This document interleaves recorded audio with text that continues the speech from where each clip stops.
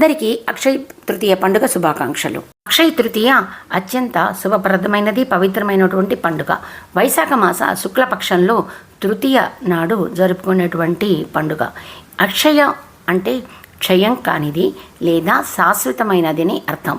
ఈరోజు చేసే దాన ధర్మాలు, పూజలకి, ఫలితాలకి అనంతమైనటువంటి విలువ చేకూరుతుంది. ఈరోజు బంగారు రంగు వస్త్రాలని ధరించి పూజా కార్యక్రమం అనేది చేసుకోవాలి.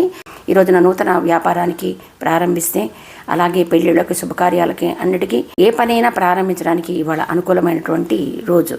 శ్రీకృష్ణుడు ద్రౌపదికి అక్షయ పాత్రను ప్రసాదించిన రోజు పరశురామ జయంతి, అలాగే హయగ్రీవ జయంతి.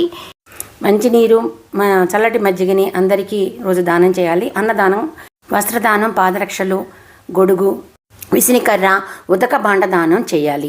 గోళ్ళు కత్తిరించడం, తగులు పడటం అలాంటి పనులు చేయకూడదు. ఈ వీడియో లైక్ చేయండి.